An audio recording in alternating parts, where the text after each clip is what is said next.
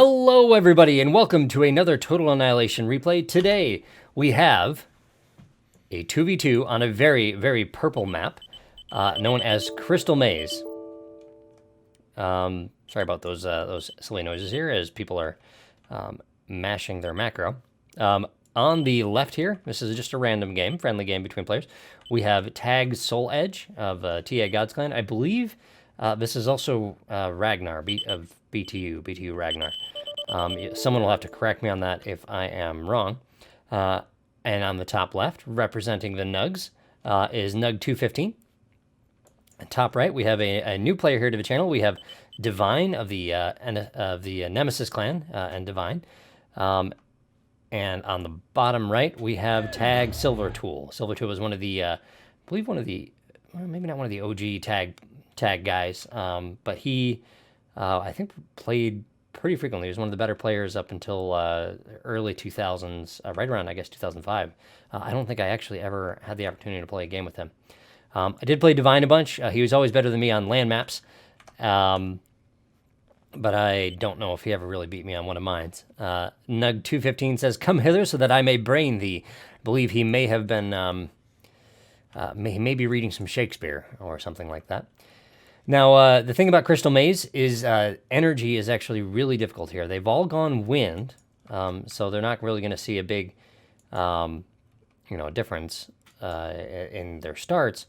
But wind is really highly variable here. So officially, it is more efficient to build wind here based on the average wind value. But early on in the game, it can be relatively frustrating because wind will often drop too low and you'll stall on energy. But you don't want to sink too much metal into building solars. Plus, with the way this map works out, there's really not a lot of space to build your bases. So you can see how it is a crystal maze. There are these kind of narrow passageways where you can kind of block things off either with wreckage or with dragon's teeth. For example, down here in the bottom right corner, the way we've been playing this recently, is we'll actually come in and build just 4 dragon's teeth across this.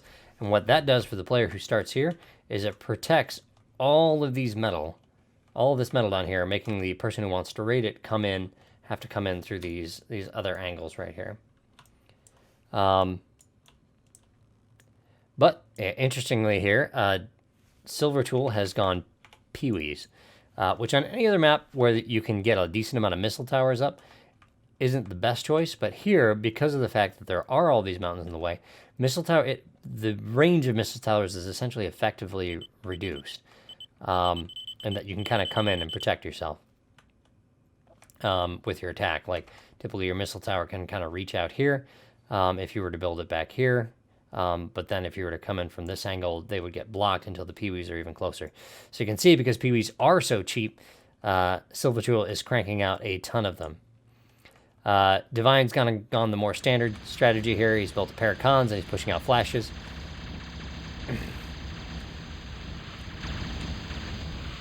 Peewee comes in. 2 peewees take down 1 flash. And why has Souledge not built that much? You can see he looks like he is stalling on, well, now he's stalling on metal. I think he was stalling on E for a little bit.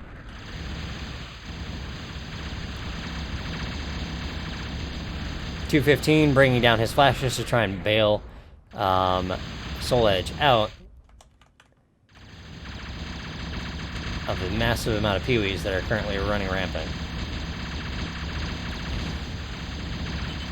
Because of the weakened build power that you'll have when you go K-Bot, it's really important to get a lot of stuff with your peewees. It didn't look like he managed to bag a con at all.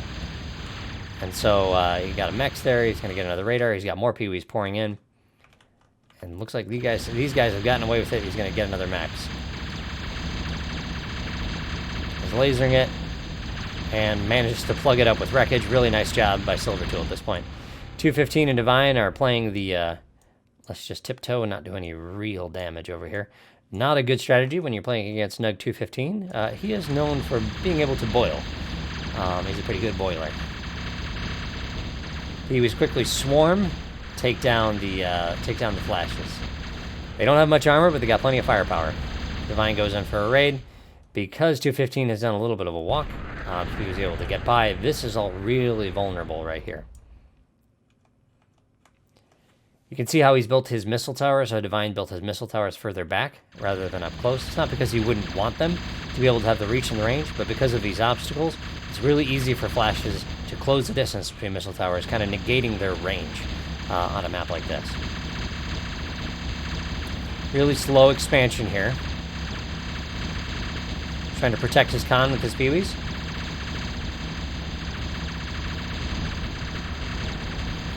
And it looks like he's able to do it. Really nice unit control by Silvertool there. Flashes versus peewees. Flashes are typically going to win. He had the numbers, and he was able to keep his con alive.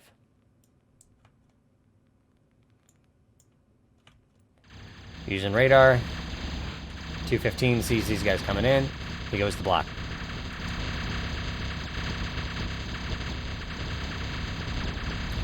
Again, Silvertool trying to control his expansion here. Excellent job protecting his con.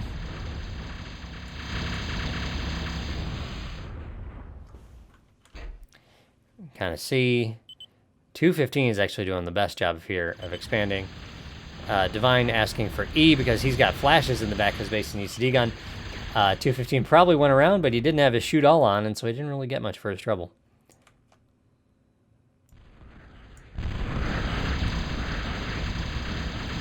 Peewee's coming in. They catch a con out.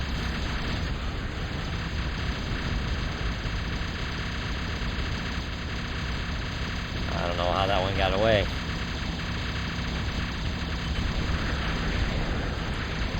Divine's coming down to assist on the raiding. He's got these two juicy cons here. I don't know why it's not shooting. There he goes. He's got it. He's having trouble keeping up with it. Both cons actually miraculously look like they're going to get away here.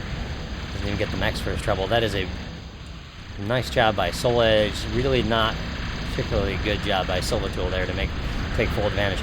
See how 215 is just trying to help close this gap here. He's got a small amount of defenses there. Divine finds a soft spot though, and he drives his flashes right to here. See how the missile towers are just kind of hitting the terrain. This is a map where you frequently see a lot more heavy laser towers pop up. Silvertool, he's got his 2 vehicle plants out now. 3 total from Divine. 215 still on 2. You see he's got some Dragon's Teeth heavy laser towers, and you can see Divine's building up some as well. This will help protect him. 215 also dropping a Guardian. He wants to be able to blast him out of this little section right here. Silvertool, expletive.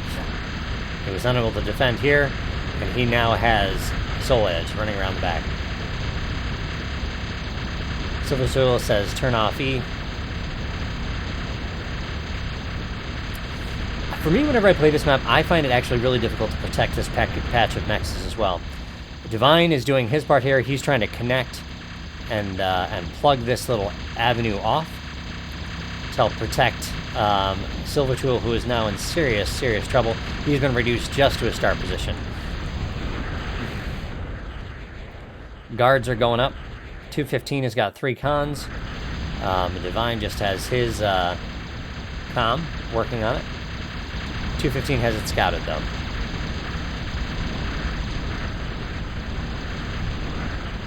Souledge, 5 vehicle factories at this point, cranking flashes and cons. Divine has once again found the soft spot, and he punches right in. 215, he's trying to get all porked up here with some heavy laser towers. But he now has flashes driving us back. You can see he's been building up these geos, too, converting that energy, excess energy, into metal.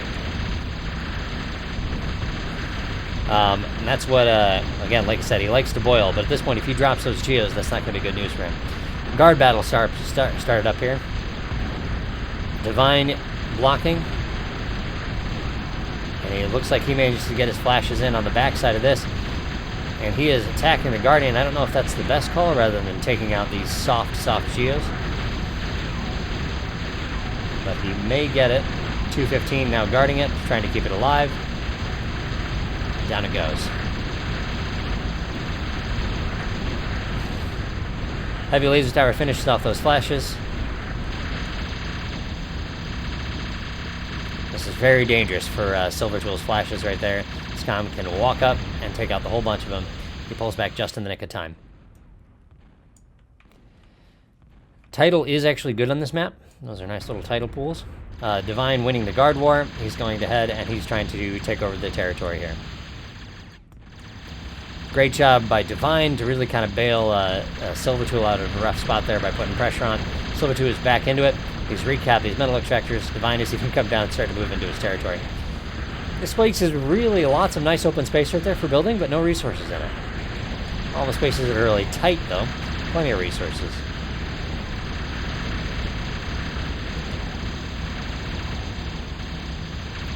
See, again, the use of heavy laser towers. Divine is trying to take it out. It's just flashes. It doesn't have any dragon teeth around it. And it goes down. Even though he had those flashes right next to it, Ragnar is not able to cover. 215 coming down to try and help. And 215's cons are headed.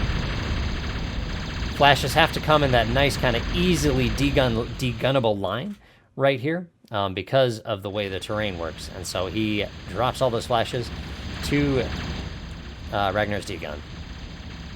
Souledge. 10 flashes go down. So even though he's got this guardian here, he really didn't get much by it. I don't know if that was the best use of it. The only thing he was able to do was to stop 215 from guardioning his own stuff. 2 LLTs to help give him cover. He didn't have a con back there to drop HLT, so that's why he chose to use those. Divine dropping more heavy laser towers.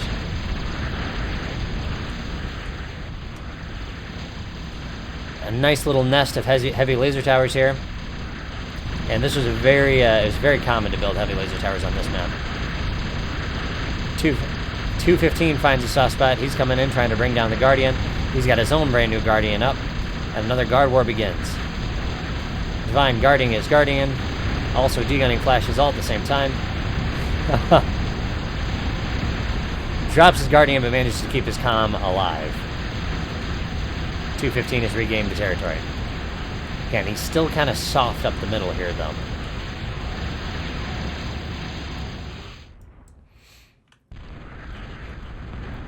You can see Souledge protecting the 2 main avenues of attack right here. He's got his comm to cover this one. And he's got packs of flashes and heavy laser towers to cover the other. But just to the north, he doesn't have it. 215 starting to give Divine a run for his money on the top side. Realizing that Divine is in a rough position, Silvertool says, turn back on your metal makers want. I've got my own Geo at this point. So Divine has been feeding Silvertool some energy. Nice job by the cheeky 215 to come in and grab that really big Guardian wreck. That'll be some nice metal for him.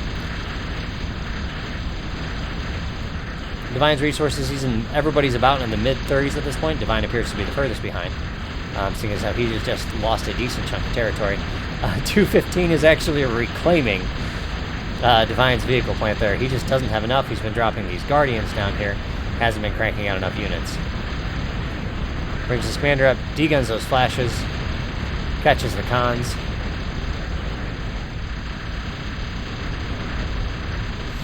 And we now have more battle going on down on the south side here. Pee-wees and flashes versus flashes.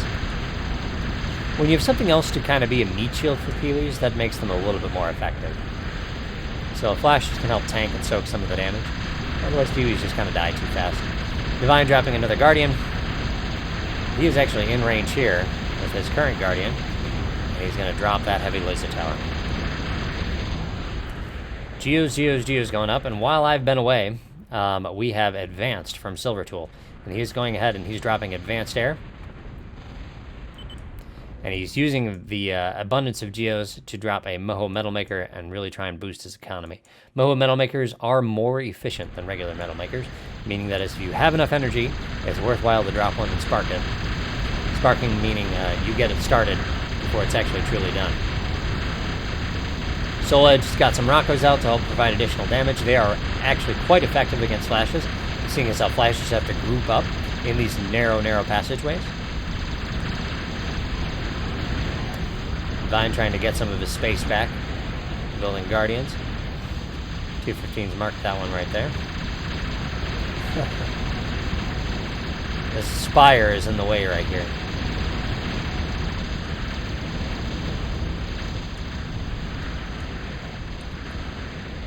Souledge is also advanced. And the Hawks right here. Silvertool says he's pumping Hawks, pumping the dirty birds. 215, lots of resources up. Hasn't taken advantage of these underwater metal extractors here. Neither of them have. There are actually, this map isn't balanced east versus west on that regard, as there are no underwater metal extractors for the right side. I don't know if they actually agreed not to build them or not. That would be unusual, though.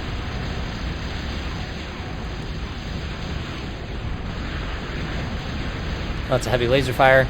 Little mountain right here stopping it from hitting there, but it's more than enough to kill the flashes as they come around the corner. Silvertool is asking if a BB would work here. My memory serves me right. Yes and no. It'll hit some hills and shoot over some other. Particularly tall spires will block Big Bertha shots if you have a target that's around them. Hawks, though, are the standard game ender. Souledge says Guardian somewhere. Guardian everywhere. Divine has got his advanced there up. It looks like he's dropping bombers. And 215 is going to figure out if the Big Bertha is going to work. He's got his advanced up. So everyone's either going Hawks, going units, or units or Bertha. No one's actually going the fusion route. That's another way that was commonly played too, is you get your advance up and then you really start boosting your economy, trying to break through. 215 taking advantage of Rocco's high damage. Got a massive, massive force of ground units here. And the Hawks are doing the raiding. No anti-air in the back. It means this is a really soft underbelly. And it looks like he has actually caught Souledge's commander out. He's making a run for the water at this point. And he gets in. Decent amount of health left.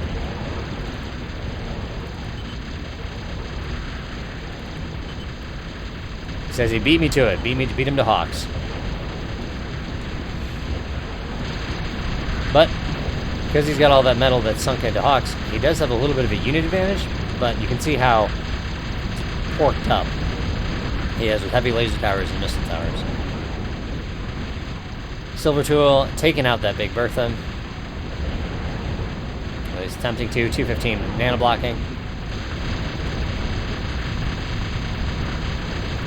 Not the best use of bombers there. Big Bertha goes down. 215 pokes his head out of the water. No. Poor Nuggy. He's trying to drop some missile towers. Now Ragnar, because he's busy controlling his Hawks, he's not really able to pay that much attention to what's going on down here.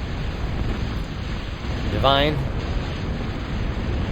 Nice D-gun there. He's trying to push in. He's going Brawler. Looks like he may want to go for some comm assassination.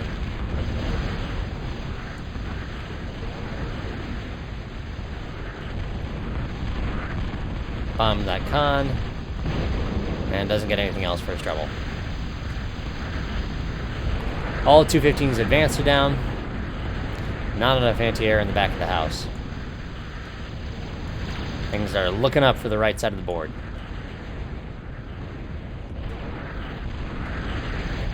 See, the resource of 215 went from a almighty high down to a mere 23. I believe he was up in the mid-40s at one point. Divine going guard creep. He's got his brawlers coming in too. Don't know if that's the best use of him. Just attacking Guardians. 4 Hawks left. He's got more already though. Good job by Silvertool, really taking advantage of the soft underbelly of his opponents here. Using a FARC, you can see he is Souledge has guarded out missile towers. Hawks are not metal efficient against missile towers. Down they go. Things are looking rife for team the left side. They do have plenty of defenses though, so they still have enough up to stop any kind of breakthrough on the ground at this point. Divine's gone Stumpies. They act as pretty good meat shields, plus they're able to shoot over Rex, so on this map they're a little bit more useful.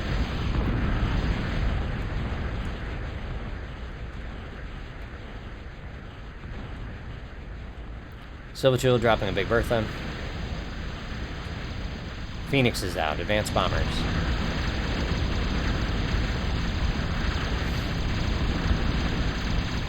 Gnug215 surviving off of Rex. Divine pushing through. He's actually got the lab in his sights here. See, the map started pretty neatly split. You can see here, right here, is Divine's push through. He's got his brawlers coming in as well, and more Hawk attacks down south.